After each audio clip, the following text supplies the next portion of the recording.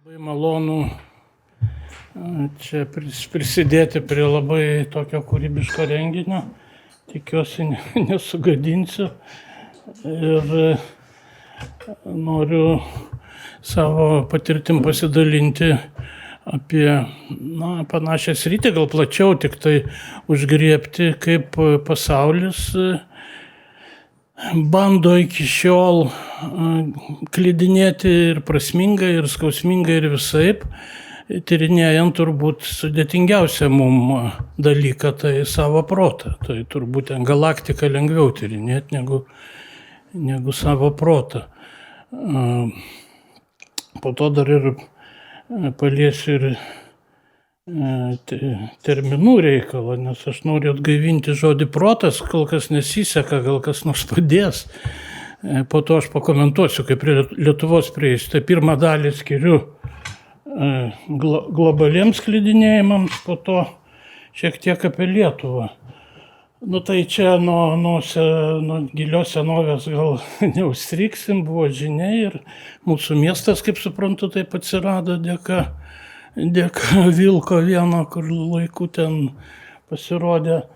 Ir kad buvo daug moterų sudeginta, čia irgi susiliečia su ta sritim, nes, aš suprantu, ir Lietuvoje, kaip žinom, jos buvo deginamos, bet dar daug kur kitur Europoje, tokia menka paguoda.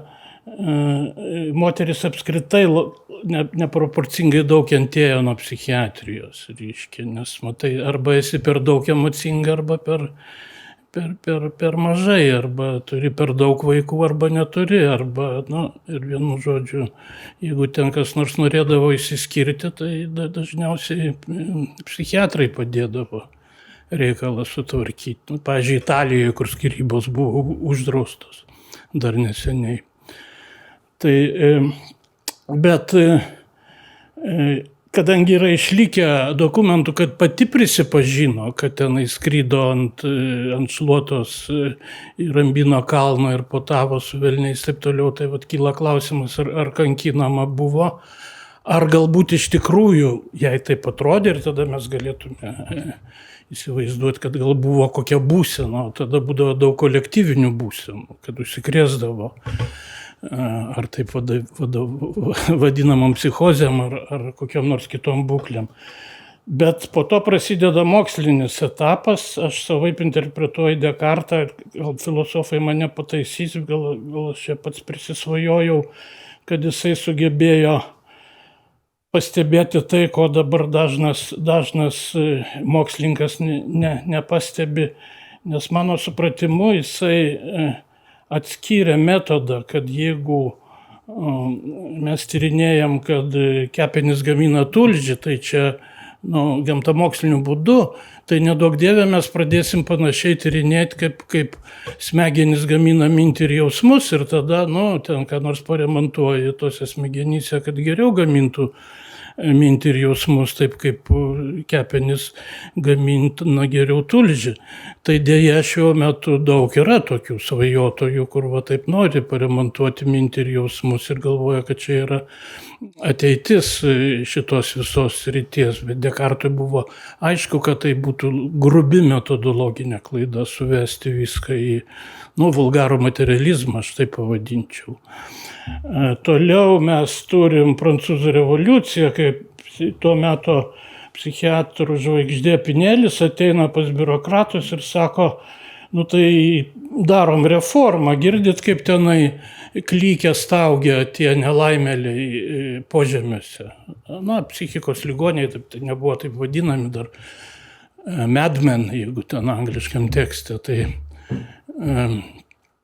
tai ką, tai nuimkim bent jau grandines, tai jiem biškį geriau pasidarys, tai ir mums bus geriau, nes netaip girdėsis ten tie judėjavimai. Ir jie nuėjo pasižiūrėti ten žemyn ir ten tie nelaimėliai labai negražiai elgėsi su svečiais, ten kiek leido tos grandinės, nežinau, ką ten darė, spjaudė, spardė, kekėsi. Ir tada biurokratas sako Pineliui, tai pilieti pats esi gal irgi išprotėjęs, jeigu šitiem gyvuliam nori kažką gero padaryti. Ir tada jis pasakė garsią frazę, tas Pinelis, kur mano nuomonė dabar aktuali lieka, pasakė, jie taip elgėsi todėl, kad mes iš jų atėmėm laisvę ir orą. Nu, tai oras, tai suprantu, buvo požemėse, bet laisvė. Tai, kitaip sakant, jeigu žmogų uždarai nežmogiškose sąlygose ir po daug metų nuėjęs ten pamatai, kad jie sužvėrėjo, tai klausimas, ar čia liga tą padarė, ar mūsų bendras sutarimas atimti iš jų orumą, tai šitas lieka aktualu visam pasauliui. Tada buvo tokių tragikomiškų dalykų, aš įsivaizduoju, kaip studentai kokį 50 metų nemažiau turėjo atsakinėti per egzaminą teisingai. Buvo frenologijos mokslas, Franz Josef Gall. Tai jisai sukūrė mokslą, tyrinėdamas kaukolės, ten tokius netolygumus, kad čia yra gobšumo, čia yra paleistuvystės, čia yra kokio gero dalyko gumbas. Sukūrė žemėlapį tokį gumbų, ir reikėjo mokytis egzaminui ruošiantis, kad ten teisingai tos gumbus parodyti, kokioje vietoje koks yra. Praeina 50 plus minus metų ir tada visi supranta, kad čia nugrybavom arba gal ir klydinėjom, pasiklydom, bet po to supratom, reiškia, va čia matau tokį skirtumą, ar pasilieki klaidoj, ar supranti, kad kažką prisidirba, ar nugrybavai ir tada eini pirmin. Tai to ėjimo pirmin buvo nemažai. Bet jau 19 amžiaus pabaigoje, kadangi vystėsi buvo medicinos aukso amžius, kiekvienais metais ten padarydam tikras atradimas, ten Kochas, Pasteras, įsivaizduokit, mikrobą atranda, vakciną iš karto, ten rentgeną atranda, reiškia, tai psichiatrai sako, tai ir mes suklasifikuosim ir tada tą kiekvieną patologiją surasim, kaip užmušti tą priežastį. Taigi medicina yra apie tai, ne, jeigu taip siaurai žiūrėti. Arba kūno dalių remontas, arba smegenų dalių remontas. Ir pirmin, ir tada buvo paskelbta, kad psichikos lygos tai smegenų lygos, kad kovot prieš mistinius visokius aiškinimus. Ir gana greit suprato, kad nieko čia nesigauna. Nei jokios priežasties tokios tikros, kad čia būtų infekcinė lyga ar ką neišeina surasti. Ir tuo labiau prasideda Zigmundo Freudo era, kuri ilgai tęsiasi, ypač vakarų pasauly. Mums sovietai padėjo išvengti to, reiškia.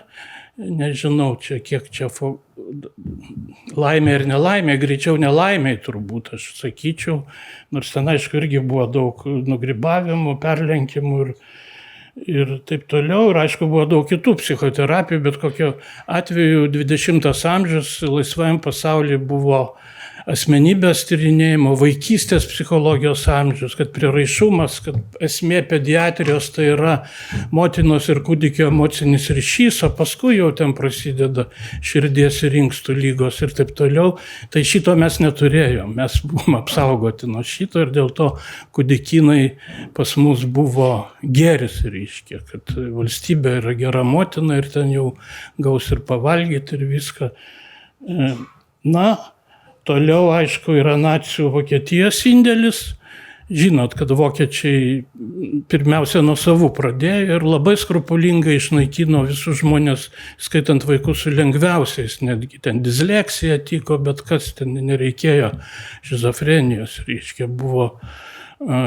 Ir tą pasiūlė žymiausi to laiko profesoriai, kurie dėstė studentam, reiškia, labai geri mokslininkai, jie atnešė naciam mokslinį metodą, kaip įveikti psichikos ligas, nutraukti tą grandinę, kad, reiškia, jau vokiečiai gimdytų tik sveiki žmonės, gimdytų tik sveikus vokietukus, reiškia, ir kad būtų daug, kad tradicinė šeima būtų, vienu žodžiu. Tai jau tas būdas buvo atrastas jau tada.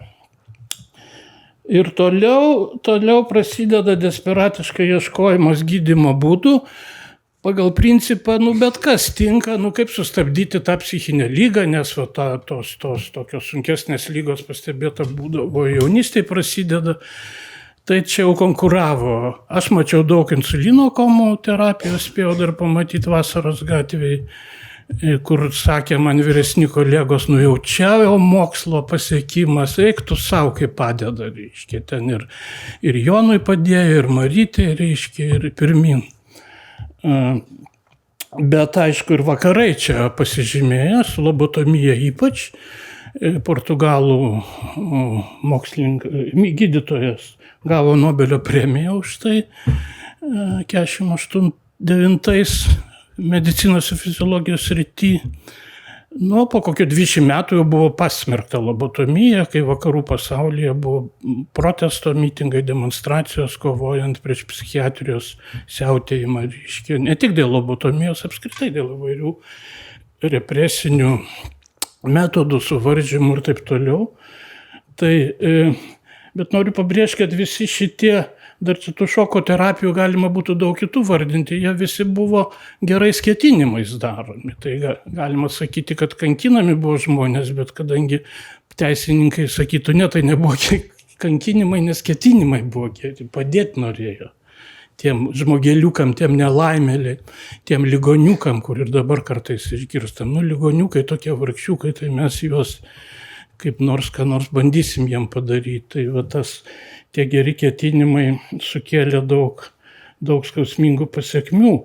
Tada atsiranda psichotropiniai medikamentai, yra pirma karta, antra karta ir įsitvirtina jau ypač pereito amžiaus pabaigoje.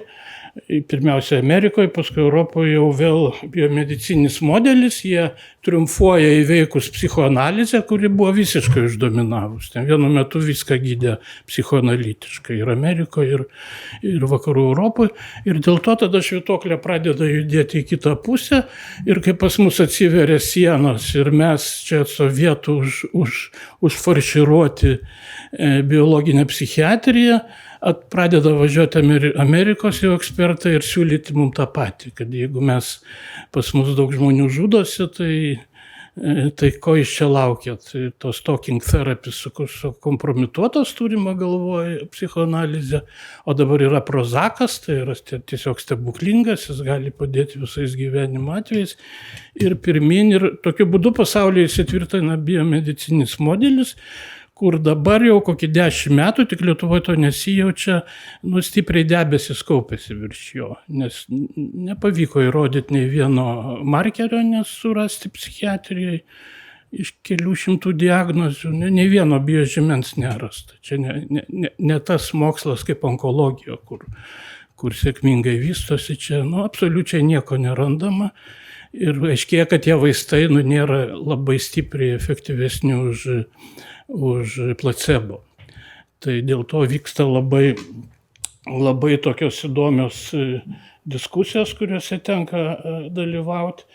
Ir čia matot, ką dar norėjau pasakyti, bet jau čia trumpinsiu.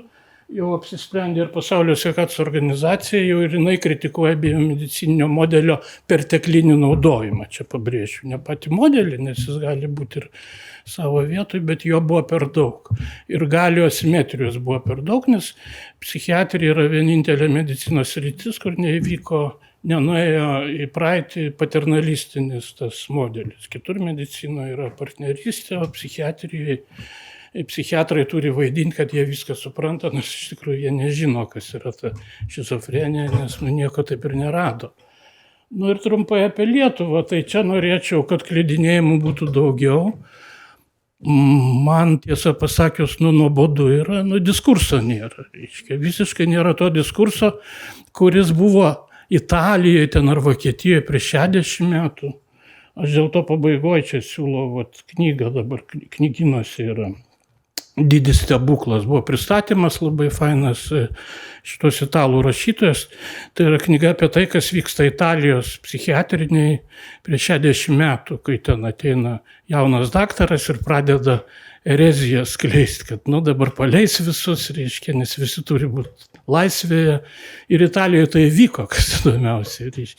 Tai ten manęs, kai klausė, kada, ar per tą renginį, ar aš jaučiu kad artėja, tai sakiau, iki šiol nejaučiau, dabar per kultūros sąjūdį čia tą kažką biškį pajutau. Nors kultūrininkai neliečia šitos temos, bet yra labai daug sąlyčio taškų, labai daug bendrų vardiklių. Va, tai kaip ta mūsų psichiatrija sustingus, reiškia, ir sovietinį laikotarpį vertina, jokio kritinio vertinimo, pasigirsta mano kolegų balsų, kad ten viskas teisingai vyko, piknaudžiavimo nebuvo. Kalanta buvo šizofrenikas. Čia noriu priminti, kad įrodymai tos komisijos tai buvo, kad jis nuklėdėjo, va irgi iš to ta pati šaknis, ne, klydinėjimai, tai nuklėdėjo iki tiek, kad jis jau ilgus plaukus nešiojo, reiškia, jis jau iki kirpyklos nebegalėjo nuveiti. Ir dar baisiau tai, kad jis parašė mokykliniam rašiny, kad Lietuva vieną dieną bus laisva. Tai jau čia buvo totalus klėdesys. 72 metais, 99% taip neklėdėjo. 72. Tai yra beveik viskas, ką reikia žinoti apie psichiatriją. Reiškia, kas ta psichiatrija, kaip jinai nustato, kas yra norma, kas patologija. Aš manau, kad čia smegenų tyrinėjimai nepadės. Smegenų tyrinėjimai neurologijai gali padėti. Ir, pavyzdžiui, yra tokia sritis galinga kaip neurochirurgija ir yra psichochirurgija, kur Monicas, reiškia, buvo pradininkas, tas, kur lobotomiją atrado. Tai matot, jeigu tu darai chirurgiją ten, kur tu žinai, kas yra, tai yra vienas dalykas, bet kai tu darai chirurgiją, kai tu nežinai, kas smegenį darosi ir tu taikai bile kur, ir paskui tu džiaugies, kad tas žmogus dabar nebeagresyvus, kol tu, po tos lobotomijos, kol tu galų gale pastebi, kad to žmogaus nebėra iš vis. Kaip asmenybės, jisai sunaikintas. Bet tam reikėjo mažiau 20 metų po Nobelio premijos, kad atsikvošėtų ir sakytų, my God, ką mes padarėm, atsiprašom, daugiau to nebedarysim. Tai va tokia yra ta psichiatrijos praeitis, dabartis, sunku pasakyti, kokia bus ateitis, yra viltingų dalykų, kad vis daugiau apie žmogaus teisės kalbama šitoj srity. Nepastebėjau, kad Lietuvoje tas būtų, bet šiaip pasaulyje taip, reiškia, yra. Ir šitie žmonės su ta patirtim yra vadinami experts by lived experience ir tai ne kaip anekdotas pateikiamas, o tai solidi konferencija, be jų tiesiog negali būti. Aš esu gavęs velnių, kaip nepriklausomas ekspertas, iš psichiatrų daugiau, aišku, bet ir iš tų žmonių esu gavęs už tam tikrus kompromisinius pasiūlymus, reiškia, nes jie reikalauja uždrausti tuoj pat bet kokią prievartą psichiatrijai ir jeigu tu darai kažkokią išlygą, kad gal po truputį einam link to, tai ten gausi kaktą stipriai, reiškia, ir teisingai. Bet mato, tą konsensusą surasti tai beveik neįmanoma, nes arba valstybė uždraudžia prievartą taikyti, arba neuždraudžia. Tu čia negali išlaviruoti, ar ne? Ir jeigu tu pasakai, kartais galima, tai tas kartais virsta tada, jau žinot, jau čia priklauso nuo demokratijos lygio ir panašiai. Labai įdomis rytis, kur aš manau, kad filosofijos daugiau negu medicinos, bet nori vaidinti mediciną tiksliai. Tas rytis labai tokia užsiangažavus ir jaunimą taip mokina, kad jau toj čia tos markerius suras. Aš tai kaip koks Kindziulis, jeigu čia kas mano laikų, mano amžiaus kas yra, tai gal žinot, kas buvo Kindziulis. Toks šluotas herojus buvo. Jūs nežinot, kas šluota yra. Tai švies tada neįdomu čia.